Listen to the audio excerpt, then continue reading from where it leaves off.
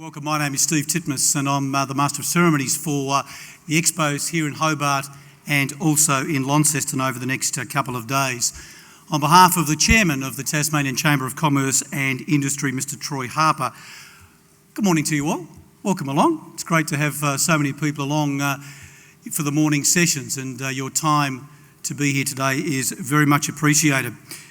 This Business Expo in 2012 really is a fantastic opportunity for small businesses to learn from the experts about a range of issues that have an impact on how you run your business, particularly in today's economic times where it's pretty fair to say that it's challenging out there.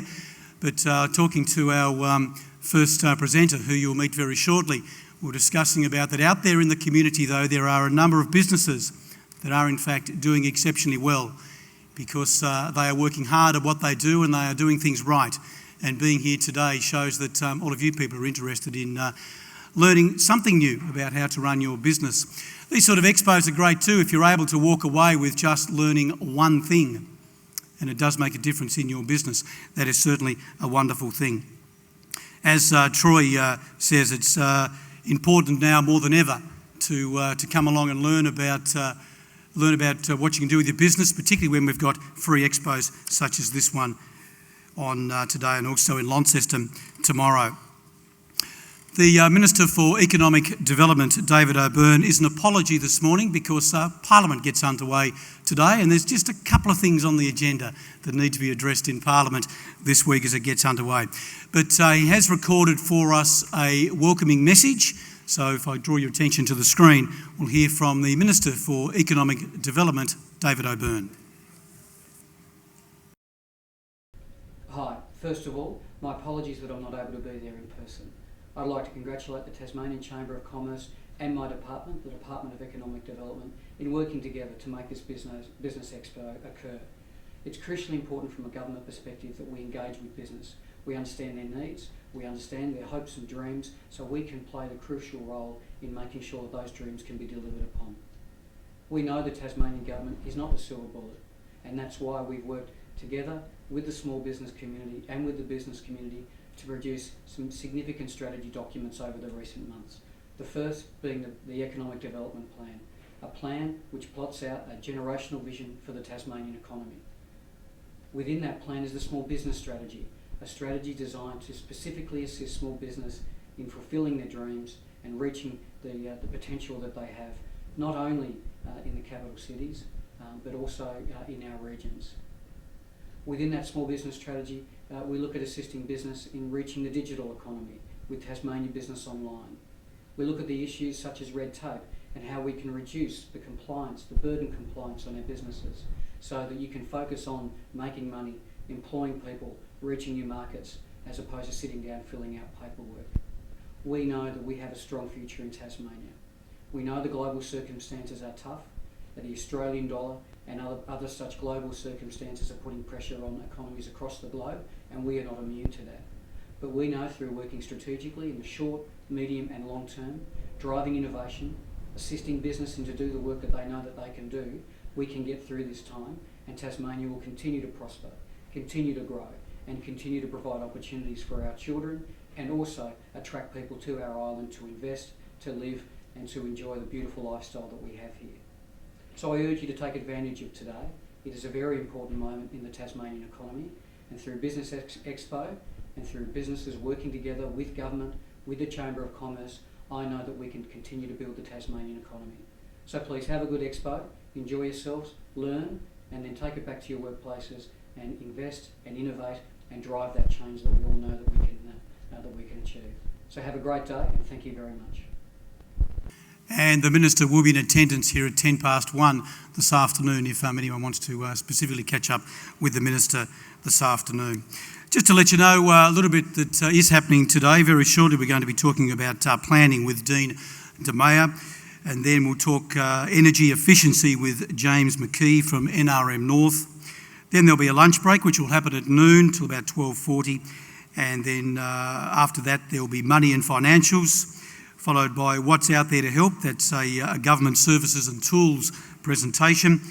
Brian Gardner will be along at 2 o'clock to talk about staff, retraining your best staff. and in particular talking you through about how you can hang on to your good staff. Grant Davidson will be along at 3 o'clock this afternoon to talk about marketing and communications, and then at 4 o'clock the next generation of technology for business, and at 5 o'clock Rebecca King will be along to talk about social media. Those people who have got mobile phones, if we just ask if you could turn them off, please. But if you do need to have them on, please make sure that they are on silent, so that when the speakers are talking that we don't have any mobile phones that actually ring. That would be most appreciated. I'd like to mention one of the sponsors, TasGas. They were the sponsors of last night's welcoming function. So we thank TasGas, and Russell Reid, who's with us today, the State Manager for Retail, is with us. So please put your hands together and thank TasGas for being one of the sponsors of this Expo.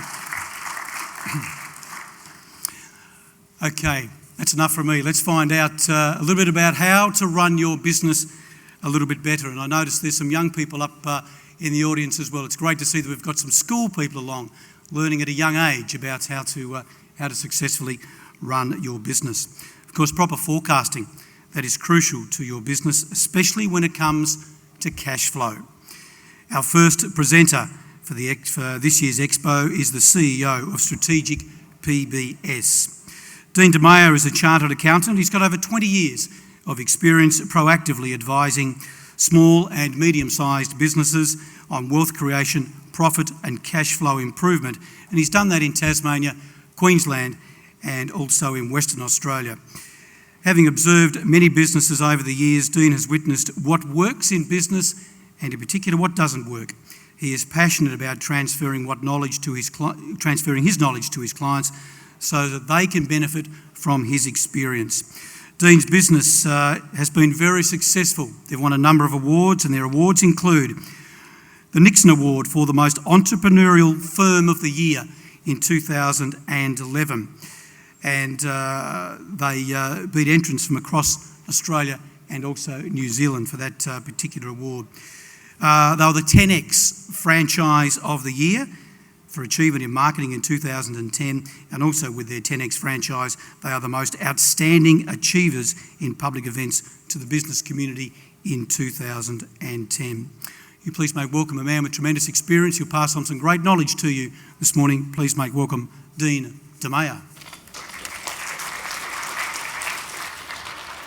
Thanks, Steve. Thanks very much, Steve. It sounds pretty good. Good morning, everyone, and I'd like to actually congratulate the TCCI. And I sat there listening to that program, and it is fantastic. And I certainly would like to congratulate you all for attending and at least showing a desire to improve your business. And as Steve said, you only need to pick up one thing out of this day, and that'll make a significant difference in your business. And Steve's right, we were having a discussion before about the recessed economy we're in, and I did point out to him that there are businesses out there that are making money. I have clients who have tripled their profit in the last 3 years of the GFC, and they've done that without cutting their turnover or cutting their staff. So it is absolutely possible, and I'll show you some stats as we go through the presentation and interpret what they actually mean. In relation to, I'd also like to say that I'm particularly impressed with David O'Byrne and the Department of Economic Development in what they're doing. They have put out a survey at the end of 2011 about small business and about what the government intends. So it's a plan, which of course fits beautifully in with what I'm here to talk about today. So thank you for coming, and it is very good to see some students here. These are the things that if you are thinking of going into business that you need to learn. Now, can I just get an idea, how many people here are actually in business? Fantastic. How many of you have got a written business plan? Fantastic. Okay, well, we'll look at some stats in a minute about that, and you'll understand why I asked that question. First of all, I'd like to, that's the topic for today. Now let's get started. Now I'm just going to flick through and tell you about who I am because basically Steve's introduction sounded pretty good, but you need to know a little bit more about me, and I'm going to flick through some slides very quickly to explain who I am. That's me. It's a better photo than the one that they had. That's why I've put that up. It's better than the one they had in the brochure. I started my career with Price Waterhouse in Brisbane back in the early 80s, where I trained to be an accountant, as Steve mentioned before. But after that, I was lucky enough after 5 years to go and work for flight centres. And I've got a little story later to tell you which relates to planning about flight centres. I was there for about 2.5 years. I came back to Tassie and I went back to where I was born, which was Burnie. And I came back with the idea, and I was passionate about helping small business. My family, extended family, are all small business people. So I had seen them struggle, and I basically had got this skill while I was away in Queensland and thought it's time for me to come back and start helping small business in Tassie. So I'm quite passionate about it. I moved to Hobart, and basically that's where I started my business. I was born on the 29th of July 61, which means I'm 50. Now that stat will be significant later on in the talk. I attended that high school in Burnie, which was quite large. I attended the Queensland University of Technology in Brisbane. I then became a chartered accountant, and I'm now the CEO and director of 10X. Steve mentioned our accounting firm, but I'm actually leaving the accounting firm to work full-time in 10X. Now 10X is actually, we're business coaches and business consultants, and what we do is work with committed small business entrepreneurs who are, as I said, fully committed and want to grow their business so that they end up with a better lifestyle. So, who are you? Who are the business people that are here? Now, I'm not going to talk about you individually. I want to talk to you about it as a group. Now, I'll just let you know, I actually prepared this presentation to do in Brisbane at the end of this week. So the stats I'm using are in relation to the Australian economy, but I have got the stats here that relate to the Tasmanian economy, which I will give you as well. When I say they're for a group of Australian business people I'm presenting to in Brisbane, it actually includes the New Zealand businesses as well, but we tend to classify them as Australian anyway, because there's one thing that New Zealanders and Australia have in common, and that is we all want to live in Australia. So SMEs in Australia. SMEs make up 96% of the number of businesses in Australia. Now that's a hell of a lot of businesses. In fact, it's more than 1.2 million businesses. That's a hell of a lot of competition. 63% of employees are employed in small business in Australia, and again, that's a very large number. It's actually 5 million people. So you can see it's the size. Now, what I'd like to paint for you is a picture of the economy. As it's a very simple example of the economy which I like to use. I like to think of the economy as a push bike. And the handlebars represent the government. They steer everything. They make decisions on where we're going to go. If you look at that small business survey that the Department of Economic Development, that's what I'm talking about. They make the decisions where we're going to go. The front wheel is big business, which essentially sits around waiting for the government to give them handouts, tax incentives, subsidies. They don't really do anything until they get that.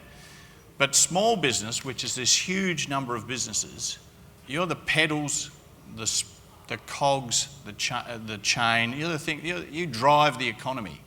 And unfortunately, the economy, we're going uphill at the moment. It's like that. And the sad thing is we actually cannot see the top of the hill. And that's the environment we're working in at the moment. We're on a pretty good bike, and when we do get to the top of the hill, we'll probably get there before a lot of other economies in the world, and I think that we'll be well placed. So it behoves all of us in business to get our business ready to take advantage of when the economy turns, and it will turn. Small business actually makes up 33% of the GDP in Australia, which is a significant sum. So greater than 800,000 of those businesses, those 1.2 businesses, employ 4 or less employees. So it's very small business. 200,000 employ between 5 and 19 employees.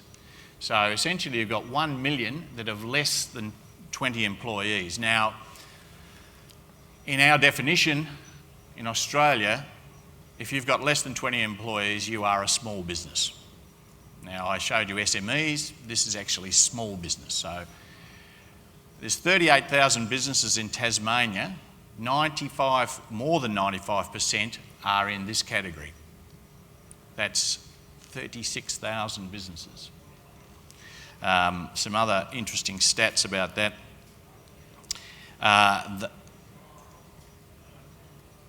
The number has grown 37% over the last 10 years. So we are increasing the number of small businesses over the last 10 years. 55% of these small businesses have a turnover of greater than $100,000. Now, these stats came from that survey that I talked about from the state government.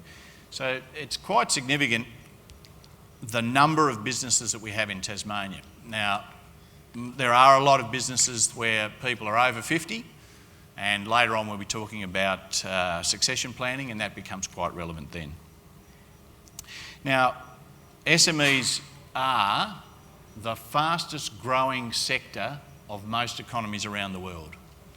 And given that there's 5,000 more nearly every year in Tasmania being created new businesses, you can see that that's the fact. Now, only 28% of small businesses have a written business plan. So that's just over 1 in 4. 38% have an informal business plan moving forward. So if you look at the failure statistics of businesses in Tasmania, of all the businesses that start today, only 50% of them will be in business in 5 years' time, and that figure goes to 60% in 6 years' time.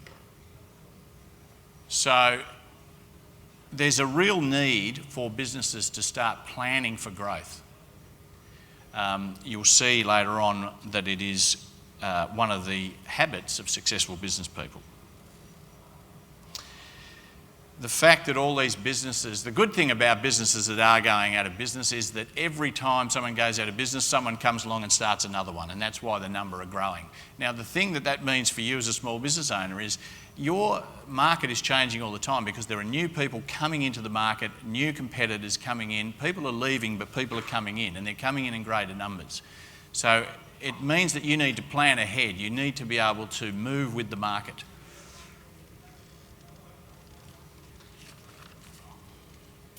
A recent survey in the States of almost 3,000 businesses found that you are twice as likely to be successful if you do a written business plan. Now, why should you commit your goals to writing as opposed to unwritten? And this is from my experience. These are the things that I've found about writing goals down. Is it forces you to clarify what you want. It motivates you to take some action. It provides a filter for other opportunities. So if you know what your 10-year business plan, you're going to have opportunities that come onto your table all the time. You're going to be able to filter out those that fit in with your long-term plan and those that don't.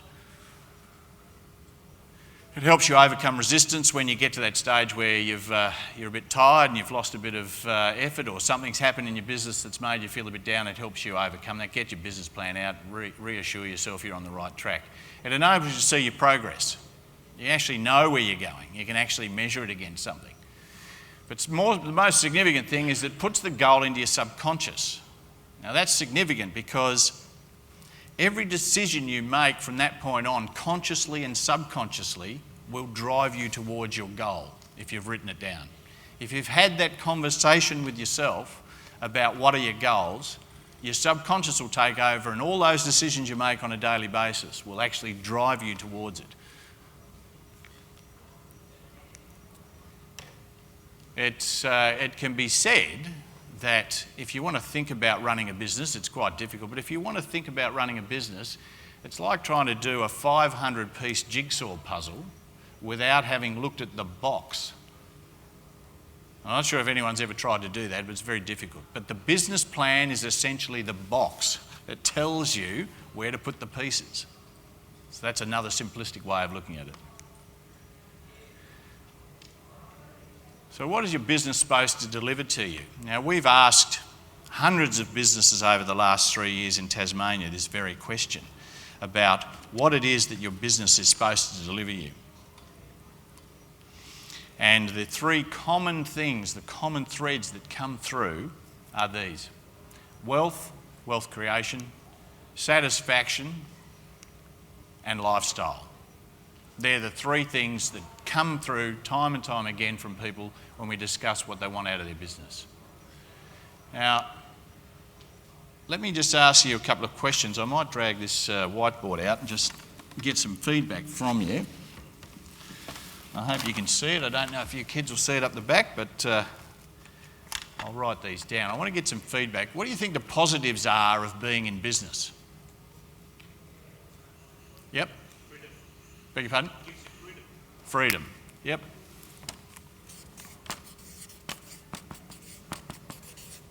Any others? Sorry?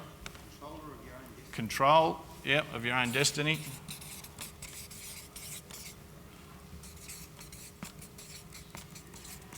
Any others? Lifestyle.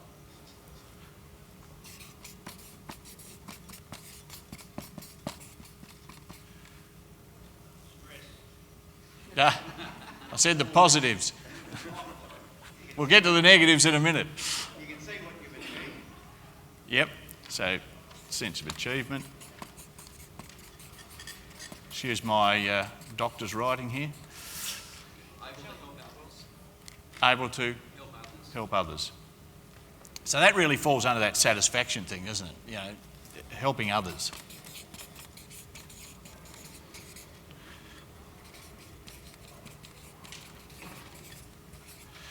Any others? I thought you had your... Yep, it's a challenge. So these are the positives of being in business, okay? Can somebody give me the negatives? Now, I might need a few pages on this one. You have to sing out, I'm half deaf. The tax man, paying tax. Long hours, would that be one?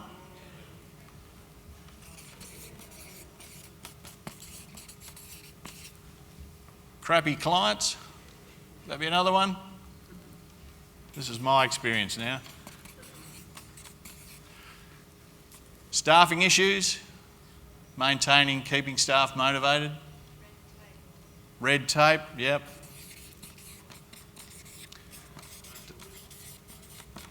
Sorry?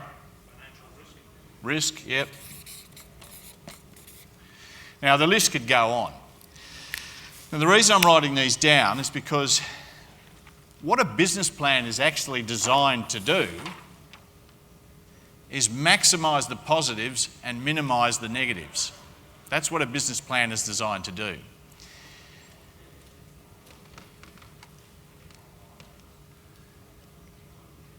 Maximise the positives, minimise the negatives. You think about the positives that are on there and the negatives. Before I get to that, let me just explain what I mean. I'm not sure if you can see this up the back, but I'll do my best. This is where you're at now. This is where you want to get to.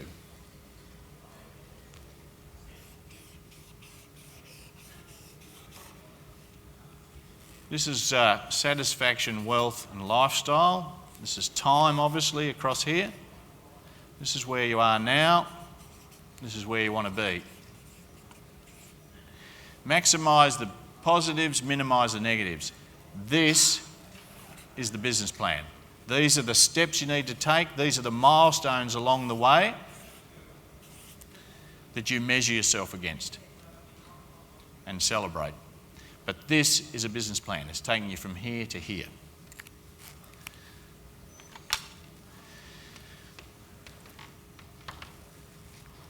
The formal definition of a business plan is formulating in advance an organised method for action to reach a goal. So here's your goal, here's your action. You write it down, that's your formalisation of making the decision. You've made the decision where you want to be. That's pretty much what a business plan is. It's the blueprint of how you get from A to B. Now, if you're twice as likely to be successful if you have a written business plan, I think you can see why you need to take the effort, get some help, get a business plan. The two critical, essential questions you need to ask to understand this, and these are the critical things about any business plan. You have to know where you're going, but you also have to know why you're going there. Those are the two critical, essential things to any business plan. If you don't know those two things, then it's very difficult to do that. If you know those things, then this becomes quite simple. One of the banks at the moment has got this slogan that says, if you know where, we know how. Well, the difficult thing is actually knowing where. Now, the why is significant. We basically say, if the why is big enough, then the how will show up.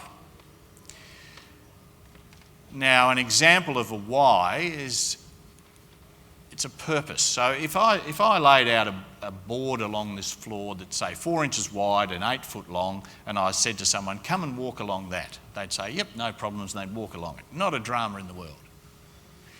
If I then put that board 40 feet in the air and said, right, I now want you to walk along that board, you're going to say, more than likely, don't be so stupid. I'm never going to do that. And the reason is you don't have enough purpose to get to the other end. Now, if I put one of your children at the other end of that board with a box of matches and a can of petrol, you're probably going to have a reasonably purpose to get to the other end, and you will find a way to get to the other end. And that's what the why and why the why is so important in a business plan.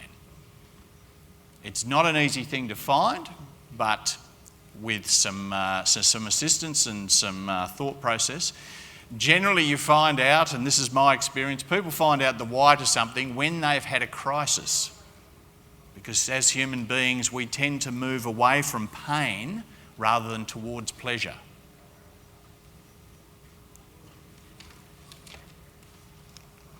Now, I'm going to tell you a little story about myself and a guy called Graham Screw Turner. Does anyone know who Graham Screw Turner is? Correct. Yep, he's the genius behind Flight Centre. Now, Screw started his business career. He was a vet. He was 23 years of age. He travelled overseas. He went to the Munich Beer Festival when he was 23, and he sat down with another veterinary friend who he travelled with, and they conjured up this idea. They'd obviously had a bad travel experience of getting to Europe because they conjured up this idea of starting a travel business. Now, they parked it and they subsequently went off and started this bus tour called Top Deck Buses. And that was their business. Now, when they started Top Deck Buses, they didn't have a plan. They basically went and bought a double-decker bus, fitted it out, took 8 of their mates and went to Spain. They came back, their Kiwi flatmate had organised another 8 people that wanted to go, so they spent 40 minutes detailing the bus and off they went back to Spain again. So they'd started a business without even really thinking about it, and I'm not sure how many years they ran the business, maybe 5 years, but it didn't have a plan. It ended up quite a big business. They sold it, they moved back to Australia, and then Screw sat down and said, right, I'm going to start another business on that travel idea that we had, but I'm not going to do it this time without a plan. Now, when I started working with Screw, there were 8 of us in head office in Brisbane. They were a start-up business. There was 8 outlets in Flight Centre at that time in the mid-80s. There were 6 of us in head office, plus Screw and myself.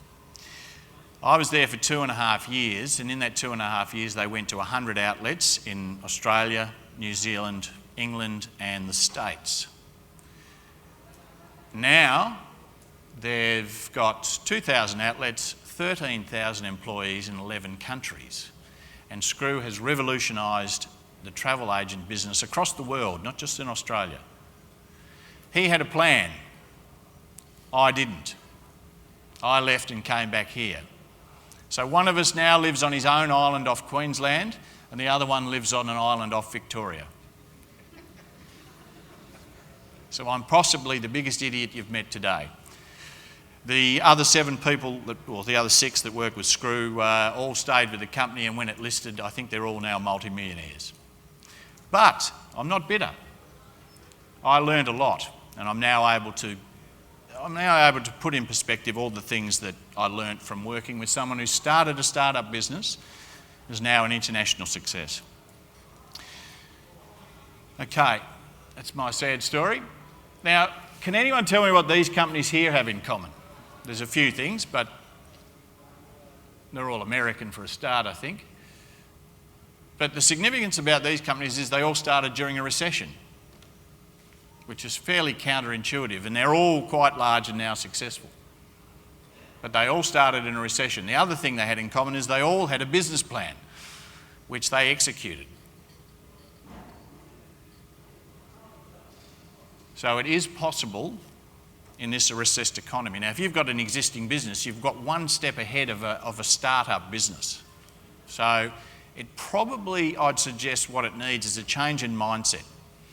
If you can change your mindset now, make different decisions, go back, get a business plan in place, and start moving towards your goal.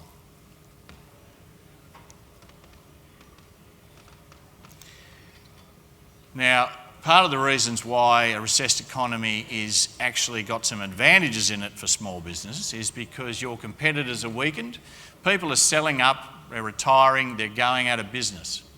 That creates opportunities for you. If your product or service is viable now, can you imagine what it's going to be like in a booming economy? Things are obviously cheaper. You can get resources at auctions. You can get things pretty cheap. I just sold a whole heap of office furniture because we're selling our accounting business. Boardroom tables went for $35. Boardroom chairs, all good stuff. I'm not going broke, but that's an example of being able to buy things cheaply at auction. You learn to be frugal. You learn to start tracking your expenditure. And if you do that now, and you continue to do that, it'll pay huge dividends down the track. The other thing you can do is you can negotiate better deals with your suppliers. You need to realise that if you're in business, you're also a customer of somebody. Your customers are going to put the pressure on you for cheaper prices, and therefore it's in your interest to do the same to your suppliers. Now, Alan Miltz, who's here, is going to give a discussion later on about cash flow fundamentals. If you can get your cash flow fundamentals right in your business and get the cash into your business so the cash follows the profit, you're in a very good position to exploit that with your suppliers if you've got cash in your business. So I've got clients at the moment who have done exactly that, and they're now getting fantastic deals from their suppliers because they've got cash. No one else has. They can get really good deals. Now, succession planning and financial planning are two sorts of business plan. The difference is, if you go back to this little diagram here, the difference is you know what the where and the why is. So the rest of it is quite simple because you already know what they are. A financial plan, for example, is a retirement plan as such.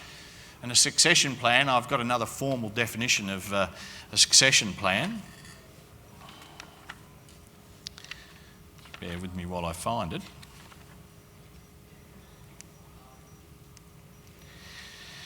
A succession plan is preparing to hand over control of your business to others in a way that is least disruptive to the business and without affecting the business value. And I think you can see from that, that's not going to occur in that business. But the significant thing about a succession plan is you need time to implement a succession plan. You need to go and see somebody about a succession plan and say, okay. And the question you've got to ask yourself is your business, the sale of it, is that going to form part of your super, or in some cases all of your super? And if it is, you want to maintain your lifestyle, you've got to maximise what you get for that business. And I can tell you now, you need at least 5 years to put a succession plan in place. So I would encourage you to, and given that, I'm trying to think of the stat now, in Tasmania there's some huge number of business owners in Tasmania. In fact, it's 1/3 are 50 years and older. So they're all baby boomers. So baby boomers in the next 5 to 10 years are going to be selling their business. There's 12,000 businesses in Tasmania going to change hands. Those people need to make sure they maximise the value of their business and transfer it so it's the least disruptive to their clients and so that you maintain the value. And I would suggest that for a financial plan or a succession plan, you do see an expert, someone who knows what they're talking about, because it's reasonably significant. Now, in terms of business plans, you can have a 20-page document if you like. They generally end up in the drawer. Now, that's still all right, because as I said before, if you have the conversation with yourself about developing a business plan, it's going to get into your subconscious. So if it goes in the drawer, it's still going to be in your head. What we like to do is have a one-page business plan. Now, the advantage of a one-page business plan is you can stick it on the wall, you can stick it in the staff room, you can stick it above your team's desk so that everybody sees it. And the one-page business plan essentially says, what's your 10-year business plan? And you have that on the left-hand side, then you cut it down to 3 years, then you cut it down to 1 year, then you cut it down to 3 months. Now, what we like to do is to say, focus on the 3 months with your team so that all the decisions that get made in your business over that 3-month period relate back to what the 10-year plan is. The overriding thing all the time is what's our long-term objective. And if you look at what I said before about opportunities coming in, you can make decisions as to whether things fit in with what you're trying to do. If you do that 3-month process, you're making sure that all the team members in your business are actually making decisions in line with what your overall objective is. And you can even bring it down to a daily meeting. Some businesses have a daily meeting where they check what everybody's doing and make sure it's in line with those 3 months things. Now, what I do is I point you to this website, gazelles.com. They are the experts, a guy called Vern Harnish. They are the experts on the one-page business plan. It is, when we introduced it into our business about 18 months ago, I was telling people that it was the missing link in the management of our business, was this one-page business plan. Fits on an A3 piece of paper and you can stick it on the wall. You can refer back to it on a daily basis, have your morning cup of coffee, just check it out. Okay, that drives you forward. So who here would like a better lifestyle? That's the question. And if you're in small business, I'd assume because you're at this small business growth seminar that you're interested in growing your business and you'd like a better lifestyle. And this lady here has put her hand up straight away. I certainly know that in my business, I'm in business because I want to have a better lifestyle. I want to have a better lifestyle now, but I also want to have a better lifestyle when I retire. And I know that the thing that is going to drive my lifestyle now and in the future is my business. So I need to have growth in my business if I want to have a better lifestyle. So you have to plan for growth. So business growth is essential to improve your lifestyle. Now, the alternative is to have no growth and be happy with your lifestyle as it is now. But you need to have a succession plan if you're going to take that option, because you need to make sure you can sell your business when it's time to sell. The lucky thing for us is the natural state of a business is to grow. So what is it that stops business from growing? It's the decisions that the owners make. If you make bad decisions, it's going to affect your growth. If we look at this, this is a graph of performance over time. There's growth in the top right-hand corner. Now, I like to call that up there the George Bush territory, because it's high and to the right. And that's where you want to go. You want to grow your performance over time. Now, the reality is business doesn't grow like that. It's very, very, very, very, it's not never ever going to be linear like that. A business tends to grow over time like this.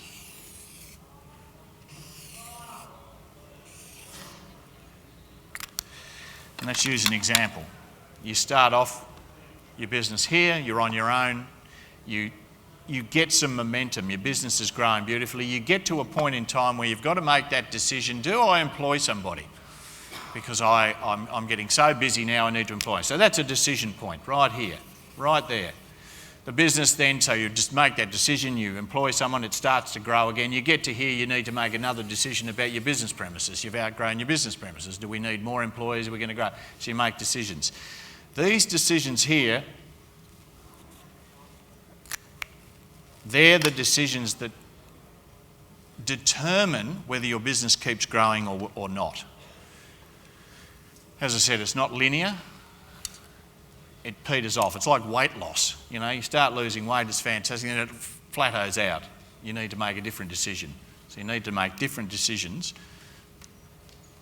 and that's that point in time. If you make bad decisions, unfortunately, if you don't keep pace with the market, if you don't keep pace with the changes in the market, your business will decline like that. And that's the reality. One other significant thing about a business plan is you need to know the numbers of your business. And the reason you need to know your numbers is because if you go back to my diagram before with the steps, you need to be able to measure your progress. But you need to know what your figures are at the beginning, you need to know what they are at the end, and then you need to put some milestones in the middle. You need to know the numbers, but you need to know the numbers that matter. Now, sales, generally your accountant is going to look here. Now, these will all come up in a minute. Sales, less cost of goods sold, expenses. You make more money, cut your expenses. The reality is if you want to make more money, you need to know these numbers. How many customers have I got? How many am I retaining? How many leads am I generating through my marketing activities? How many am I converting from those marketing activities into sales, which gives me my number of customers? How many transactions is each customer doing per year, and what is the average spend that they're doing? And then you have your cost of goods sold, gross profit, expenses, and your net profit. You need to know these numbers. It's essential.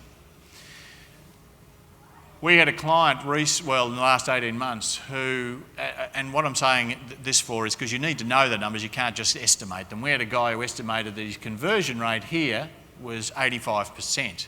So we were doing a lot of work with him in relation to his marketing, and he was spending a lot of money in marketing trying to generate new leads. He didn't want to measure his conversion rate because he was the sales guy.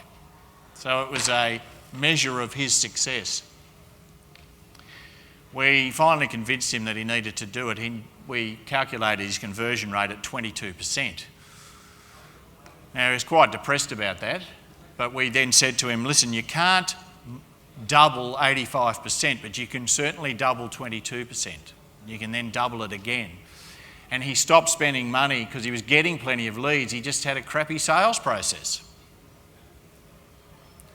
He's now a very happy man, and he's actually saving himself money, and his sales have gone through the roof.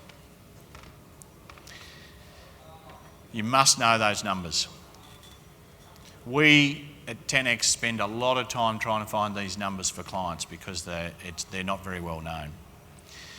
Now, one of the other things that we've learnt through our 10X business, because it's an Australia-wide business, is that these four elements are essential in your business if you want to have success.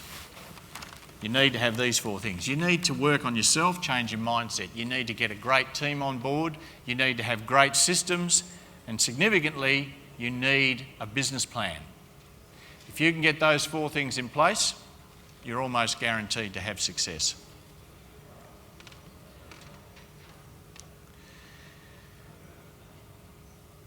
Now, some of the habits and traits of successful business people, and I go back to Graham Screw Turner, these are the things that he had, and these will relate back to that previous slide.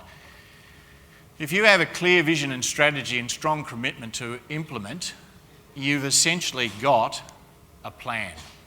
That's the formal definition of a plan. If you've got a healthy discontent for the present, which means that you're not satisfied with where you're at, you want to actually improve your lifestyle. You've got a sense of urgency, you want to get a bit of a hurry up. You've got the ability to eliminate distractions. and you have high standards of excellence. That's about you. Build a strong team, that's obviously about the team, and get your team to use being the operative word there, the systems that are in place. They're the habits of successful businesses, and right at the top is planning. And planning's about knowing where you want to go, why you want to go there, knowing your numbers, taking some action, putting the steps in place. Now, I recently saw a presentation by a guy called Richard St. John, who was asked a question by a girl on a plane 7 years ago, and she said to him, "What's really necessary for success?" And so he went round for 7 years interviewing 500 of the best business brains in the world, and this is the 8 characteristics that he came up with for how to be successful. You need passion. You need to do it for a purpose, not for the dollars. Interestingly, if you have enough meaning to do something, a purpose, the dollars will show up. Work hard. Now, this is a phrase that I hear all the time, and it frustrates the hell out of me, because what does it mean? What does work hard mean? To me, my definition of it, implement a strong plan. Have a plan and work hard at implementing it. That to me is what work hard is. You can work hard, but are you actually achieving what you need to? Be good at something, focus on one thing, push yourself mentally and physically, and if you can't push yourself, that's what mothers were invented for. You need to serve others with something of value. If you don't have anything of value, I'm not sure what the point is. Business is about value transfer. Listen, observe, decide, network, find ideas, be flexible, and look for opportunities. And the last thing is persistence. You need to persist through failure. You need to persist through recessions, what we're in at the moment. You need to persist through it. You need to persist through downturn, and you need to persist through crap. You might ask what crap is. And Richard St. John's definition of crap was this: criticism, rejection, arseholes, and pressure. And I apologise to the kids in the crowd. So the question that we asked was, how do businesses grow in difficult times? And the theme of the talk today is about a business plan. So what I'd suggest to you today is that you need to make a decision about getting a better business plan, putting some things in place, and then be prepared to take some action. You need to plan for growth. You need to actually have a plan for growth. And as I said to you before, there are businesses out there that are growing in this recessed market. Not everybody's recessed. If 1 in 4 people, essentially 1 in 4 businesses, have a written business plan and are twice as likely to be successful, then you need to be one of that 28%. You need to know why you want to grow, and you want to know where you want to go. We've discussed that. Seek advice from people with success. Ask them. People who are successful are quite happy to talk about it. They'll tell you about it. They all write books. Take action. And just in relation to books, Screw Turner was an avid book reader. I've never met anybody who read so many books. Take action. Now, if you can't take action, that's when you need to get yourself a coach. If you've got a plan and you're having trouble taking action, and we know what it's like in small business, you have to be everything to everybody, get a coach. A coach helps you prioritise what you want to do and by when you want to do it, and they will push you. That's the whole idea of a coach. Get you to take some action. Monitor your progress through milestones. So you need to know the numbers in your business, which we showed you before. You need to know those numbers. Be flexible. Watch out for opportunities. Celebrate your success and actually have some fun, because business shouldn't be such hard work. That great Irish president, Barack Obama, we can do this thing, we should do this thing, we must do this thing, and that thing is plan for growth. You need to make a decision today as to whether you're going to go down that route. If you keep making the same decisions that you've made in the past will keep turning up. Make a better, different decision today, and then the future will turn up. So I leave you with this from The Art of War by Sun Tzu. Strategy without tactics is the slowest route to victory. If you don't have a business plan, it's the slowest route to victory. So, any questions? Come on, kids. Question over here. How often does one update a business plan or revise it? I would say it depends. I have a theory about having a 10-year business plan. So once you've got a 10-year business plan, you set and forget it. Michael Hill, the jeweller, he's 73 years of age. He has a 30-year business plan. Now, he's not going to be around in 30 years, but his business has got a 30-year business plan. So if it's clear and concise, he doesn't have to change it. What he changes is the short-term priorities in relation to the 10-year plan. So if you use a one-page business plan, for example, where you have your 3-month goals in relation to your 10-year plan, you would change it every 3 months. You would look at it every 3 months and say, right, what are the priorities this quarter? Now, you don't have to do it quarterly. You can do that annually. You can do that half-yearly. It depends on the sort of business you're in. It depends on how big your objectives are. It depends how much your market changes. You just need to have a feel for it.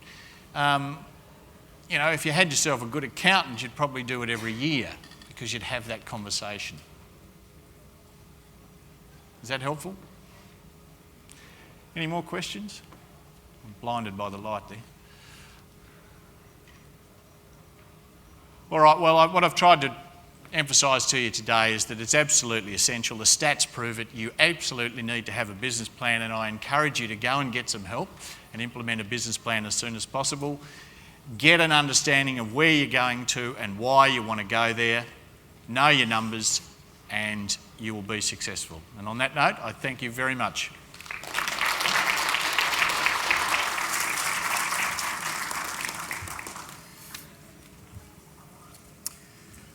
Terrific, Dean. Thank you very much indeed. He got off lightly there with not too many questions at the end there, so which means all the information must have been extremely helpful. So thank you very much to Dean Demeyer from 10X. Please put your hands together and please thank him for being our first speaker.